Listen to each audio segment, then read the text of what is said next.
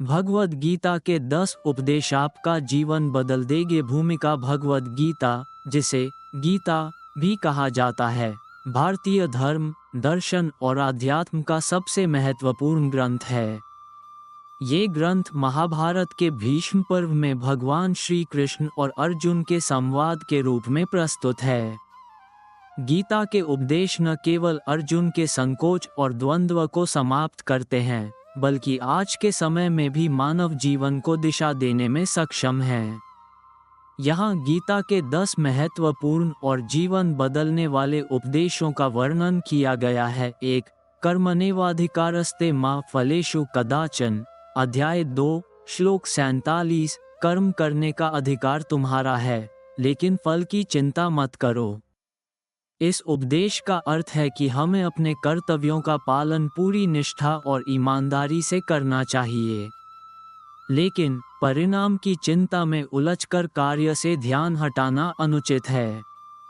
ये सिद्धांत वर्तमान समय में अत्यंत प्रासंगिक है, जब लोग परिणामों की अपेक्षा में ही अपने प्रयासों को प्रभावित करते हैं। यदि हम पूरी लगन से कर्म करेंगे, तो फल स्वाभाविक रूप से मिलेगा। जीवन में उपयोगिता, ये हमें सिखाता है कि किसी भी कार्य को बिना तनाव और अपेक्षा के करना चाहिए। मेहनत पर ध्यान केंद्रित करने से सफलता अपने आप आती है। 2. योग कर्मसु कौशलम सैड फेस। अध्याय 2, श्लोक 50। योग का अर्थ है कर्मों में दक्षता। भगवद गीता हमें सिखाती है कि योग केवल आसनों और प्राणायाम तक सीमित नहीं है, बल्कि यह जीवन के हर क्षेत्र में कुशलता से काम करने की कला है। अपने कार्य में दक्षता और संतुलन बनाकर कार्य करना ही सच्चा योग है। जीवन में उपयोगिता, यह उपदेश कार्यस्थल पर उत्पादकता और गुणवत्ता बढ़ाने के लिए प्रेरित करता है। जीवन के हर पहलू में संतुलन बनाना सिखाता है। 3. सामत्वम योग उच्यते सैड फेस। अध्याय 2, श्लोक 48। सफलता और असफलता में समान भाव रखना ही योग है। इस उपदेश का अर्थ है कि हमें सुख दुख, हानि लाभ, सफलता असफलता जैसी स्थितियों में स्थिर और समान रहना चाहिए। किसी भी परिस्थिति में हमारा मन शांत और स्थिर रहना चाहिए। जीवन में उपयोगिता, यह मानसिक तनाव को कम करने और मन को शांत रखने में मदद करता है। विपरीत परिस्थिति में सकारात्मक दृष्टिकोण बनाए रखने में सहायक है। 4. अहंकार मत करो, सभी करता मैं हूँ सैड फेस। अध्याय 3, श्लोक 27। प्रकृति के गुण ही सभी कार्य करवाते हैं, लेकिन अहंकारी व्यक्ति सोचता है कि वह करता है। इस उपदेश में श्री कृष्ण कहते हैं कि सृष्टि के सभी कार्य प्रकृति के नियमों के अनुसार होते हैं। अहंकार से प्रेरित होकर यह सोचना कि हम सब कुछ स्वयं करते हैं, अनुचित है।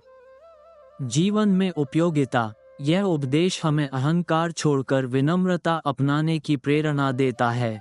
ये हमें सिखाता है कि जीवन में टीम वर्क और सहयोग का महत्व अधिक है। 5.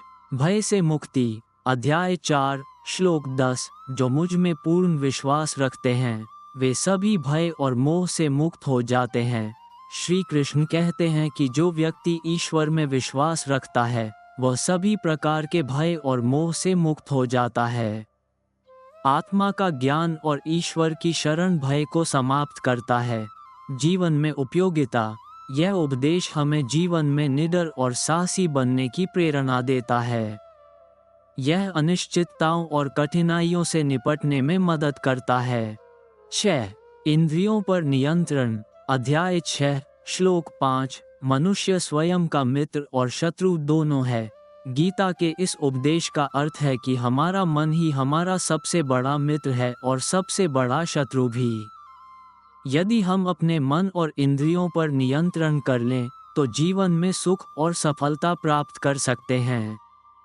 जीवन में उपयोगिता, यह आत्म अनुशासन और आत्म नियंत्रण की महत्ता को दर्शाता है। मन और इंद्रियों को नियंत्रित करने से व्यक्ति अधिक उत्पादक और संतुलित बनता है। 7. निष्काम भक्ति। अध्याय 9, श्लोक 22। जो व्यक्ति एकनिष्ठ होकर मेरी भक्ति करता है, उसके सभी कार्य मैं स्वयं सिद्ध करता हूँ। यह उपदेश बताता है कि जब व्यक्ति बिना किसी इच्छा के ईश्वर की भक्ति करता है, तो ईश्वर स्वयं उसकी सभी इच्छाओं को पूर्ण करते हैं। जीवन में उपयोगिता। ये हमें सिखाता है कि भक्ति और समर्पण में सच्चा आनंद है। जीवन में निस्वार्थ भाव से काम करने की प्रेरणा देता है। 8. परिवर्तन ही संसार का नियम है। अध्याय 2, श्लोक 14। सुख और दुख, गर्मी और ठंड जैसे अनुभव अस्थायी हैं। इन्हें सहन करना सीखो। श्री कृष्ण कहते हैं कि संसार में हर चीज बदलती रहती है। सुख दुख, हानि लाभ, सफलता असफलता सब क्षणिक हैं। इसलिए हमें इनसे प्रभावित नहीं होना चाहिए। जीवन में उपयोगिता। ये हमें सिखाता है कि कठिन समय स्थायी नहीं होता। जीवन में धैर्य और सहनशीलता बनाए रखने की प्रेरणा देता है। 9. सभी में ईश्वर का वास। Sad face. अध्याय 6, श्लोक 29। जो व्यक्ति सभी प्राणियों में समान रूप से ईश्वर को देखता है, वही सच्चा योगी है। इस उपदेश के अनुसार हर प्राणी में ईश्वर का वास है। हमें सभी के साथ समान व्यवहार करना चाहिए। जीवन में उपयोगिता। यह उपदेश समानता, करुणा और प्रेम का संदेश देता है। समाज में सौहार्द और भाईचारे को बढ़ावा देता है। 10. आत्मा अमर है। अध्याय 2, श्लोक 20। आत्मा न जन्म लेती है, न मरती है। ये शाश्वत और अजर अमर है। श्री कृष्ण ने अर्जुन को समझाया कि आत्मा अमर है। ये शरीर छोड़कर नया शरीर धारण करती है, जैसे पुराने वस्त्रों को त्याग कर नए वस्त्र पहनते हैं। जीवन में उपयोगिता। यह मृत्यु का भय समाप्त करने में मदद करता है।